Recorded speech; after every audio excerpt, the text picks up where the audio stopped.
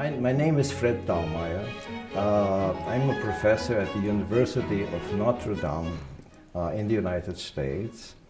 But I'm also the co-chair of the World Public Forum, Dialogue of Civilizations. And it's in that capacity, I think, that I'm mainly asked to talk a little bit about dialogue, because in our title, we have this notion of dialogue of civilizations. It's called World Public Forum, Dialogue of Civilizations. So I'm supposed to talk about the notion of dialogue, and I want to do that. But before I go on, I want to say that we have to take dialogue not in a very literal sense, but I would like to take it in a very broad sense of including all kinds of communication. So it's not just dialogue in the sense of a verbal interaction, but dialogue in the sense of a very broad form of communication, which could include such things as dance, for instance, could also be a dialogue, music, storytelling. But perhaps the most important form of dialogue traditionally in the history of almost all cultures is sharing a meal together, breaking bread together. That is a kind of a dialogue, and it's much more fundamental, much more meaningful than frequently such empty chatter, chattering between people. So I would like to take the notion of dialogue in a broad sense, including all kinds of communications. Okay. Now, what I would like to do here today is to do three things. First of all, I would like to talk a little bit about the historical background, the historical and intellectual background of dialogue. Why has dialogue become so relevant today? So what is some of the historical and intellectual background of that? Secondly, what is the role of a dialogue today in the context of what we call globalization? And then finally, I would like to say a few words about the purpose of dialogue, or the goal of dialogue, the meaning of dialogue. Okay? So these three things I want to talk briefly about. First of all, I would like to talk about the historical background, the intellectual background of dialogue, and why has dialogue become important in recent times. Now, of course, dialogue is not a completely modern invention. We have had dialogues throughout history. Students of philosophy are surely familiar with the great dialogues of Plato. All students, college students, have to study at least some of the dialogues of Plato, the Meno, the Euthyphro, and so forth. And there are, of course, also many dialogues held during the Middle Ages, theological dialogues, So there's a rich history of that. However, in modern times, and by modern times I mean roughly from the time of the Renaissance, that means 1500 on, dialogue has fallen, one might say, on bad days.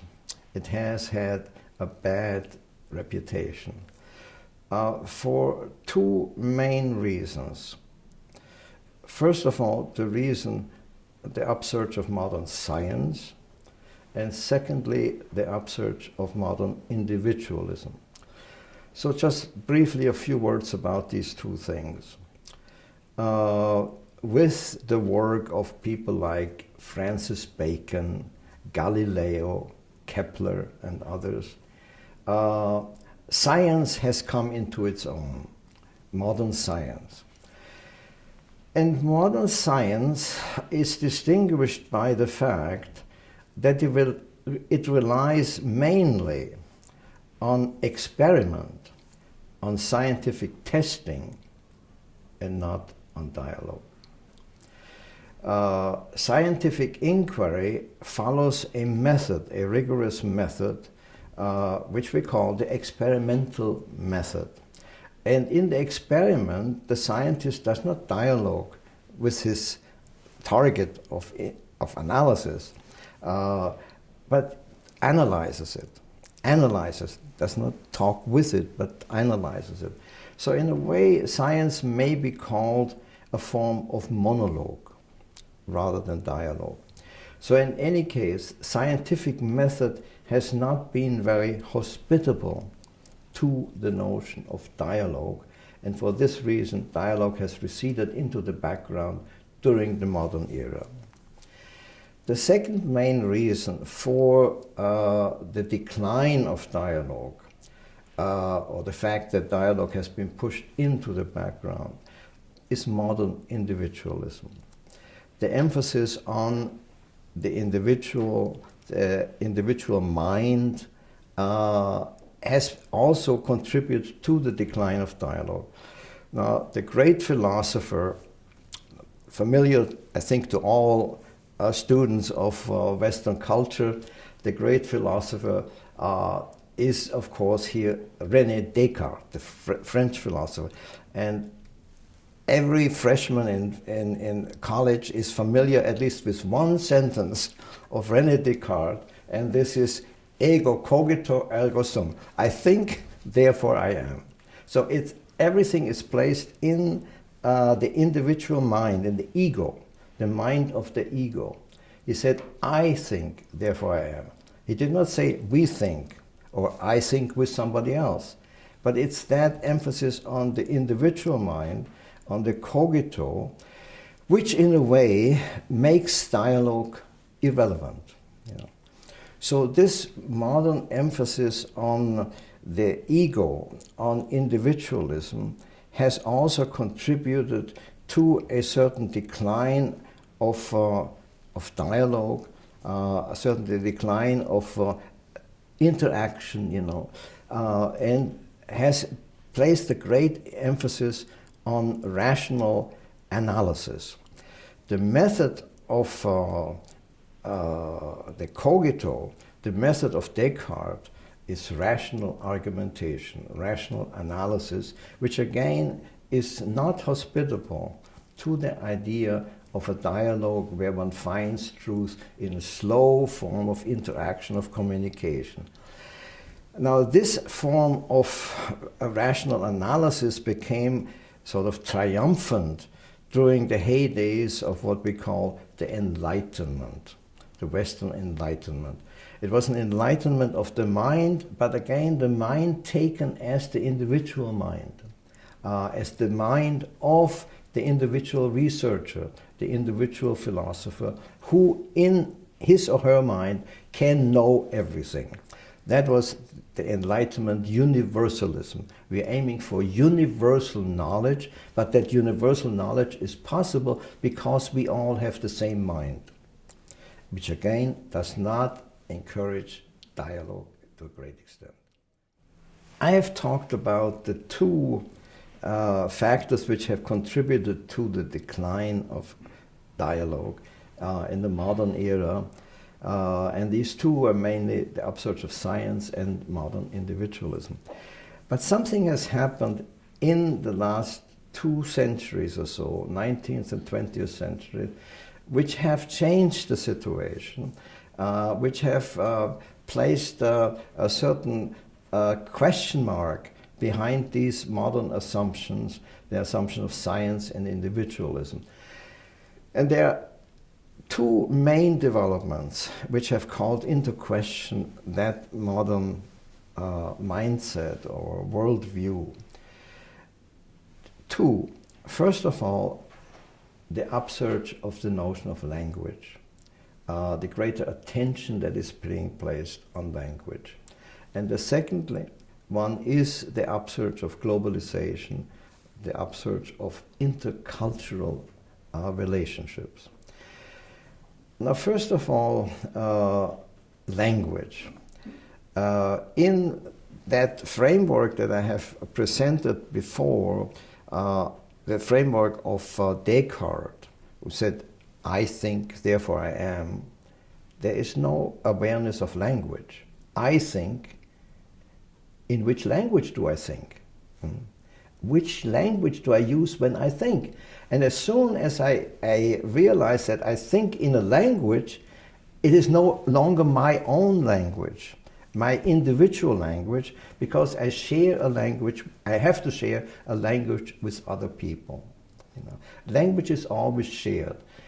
A great recent philosopher by the name of Ludwig Wittgenstein, who came from Austria, by the way, and then went to England. According to Ludwig Wittgenstein, he said, there's no such thing as a private language, which I only speak with nobody else. So that if there is no private language, then there can also not be a private mind. There cannot be a private ego. So this led to the discovery of language, which we always share. We all have a language, not the same language. We do not speak the same language. We speak all a language. We speak languages. And if this is so, then there has to be a form of translation between languages, and this translation is a form of interpretation, which in turn relies on dialogue. So I have to dialogue with other languages in order to find out the meaning of what is being said, to interpret what is being said. You know. So this is, some people say, we live after Babel. No, that's a formula which is frequently used. We live after Babel, the famous Tower of Babel, which at the end led to the dispersal of humankind into a multitude of languages. The multitude of languages we have to take into account. So what I'm saying is there has been a revival of an awareness of the importance of dialogue because of the greater awareness of language. The role of language leads to interpretation and dialogue. The second factor that I wanted to mention is the process of globalization, which we are all familiar. And this again means, it means many things, but it certainly means one thing above all, that people are pushed together closer and closer around the globe. The great distances which separated peoples and cultures in past centuries or past eras is no longer available. We are close together, we live on one ship, one boat, and we have to communicate with each other on that boat. So this is a realization, a very concrete political, social, cultural realization that we are no longer alien to each other, that we are no longer these separate individuals who can cultivate their own culture, their own language, but we have to intercommunicate. And this leads to an emphasis on cross-cultural learning, cross-cultural communication and studies, which in turn requires the capacity for translation, interpretation, and dialogue. I have just been trying to articulate the problem of dialogue that we find in our world of globalization, where we communicate a great deal, you know, through the internet and through the media, and we do it on a global level. So there is this promise of universalism, which had been sponsored and supported by the Enlightenment, that we have a universal communication where ultimately we come to understand and to know everything. At the same time, we have the objection that actually we communicate less and less and we understand less and less because languages are ultimately not translatable. This is what has been called incommensurability, the incommensurable status of languages. And between these positions, dialogue charts a moderate middle path. Dialogue does not say that everything can be translated, but it says some things can be translated. It does not say that we are all the same, that all human beings are the same. It says that in certain respects we are the same, or we are comparable. We have similar needs, we have similar aspirations. But the way we pursue these needs, the way we articulate these aspirations may be extremely different. So a dialogue steers a path between these extremes.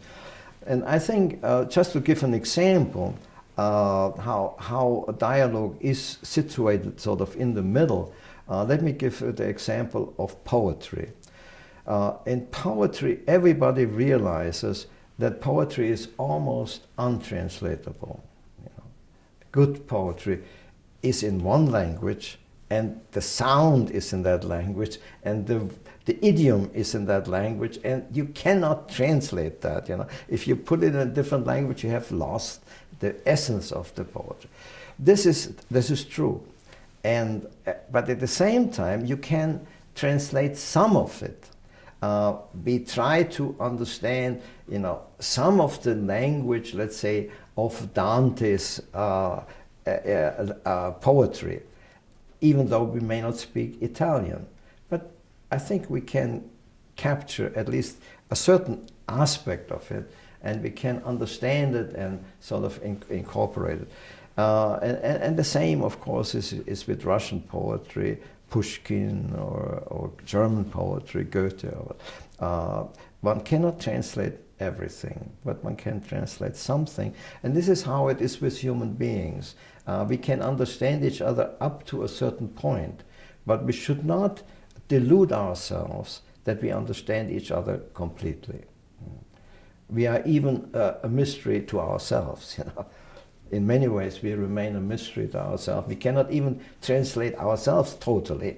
We just have to go on dialoguing. We dialogue even with ourselves, and try to learn more and more about each other and about ourselves. So dialogue steers a middle path, a prudent, not too optimistic, but not too pessimistic middle path, that humankind can find a certain middle way where we understand each other without being uniform, without having uniformity, but also without having total isolation. So this is the path of dialogue, I think, which is promising and which is useful. Now, by way of conclusion, I meant a third topic I want to allude to, at least briefly. This is the purpose of dialogue, the goal of dialogue. Now, for some people, dialogue is just a means to an end, a means to something else, maybe. You dialogue in order to do something else.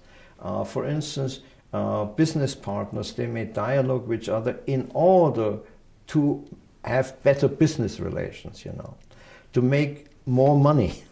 You have dialogue in order to promote profit.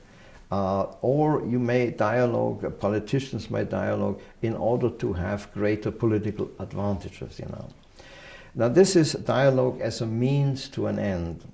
Now I would claim that dialogue has an end in itself. It is worthwhile in itself. And that not in the sense that we dialogue about dialogue. Some people say, well, all you do is just talk, You dialogue about dialogue. But that's not the point. We dialogue about real things, real concerns, real problems, real issues, sometimes life and death issues. We dialogue about these things. But there is something intrinsic in dialogue, and by this I mean there's something educational in dialogue. If we seriously dialogue with somebody else, not just chit-chat, not just chattering, not just about the weather, but if we seriously dialogue with somebody else, something happens to the participants in dialogue. We are, in a subtle way, we are changed, we are transformed in the way we are, So there is an educational goal or an educational telos or idea in dialogue, that we are being humanized. We become more human in dialoguing. And so the intrinsic goal of dialogue is has something to do about goodness. Our goodness is increased.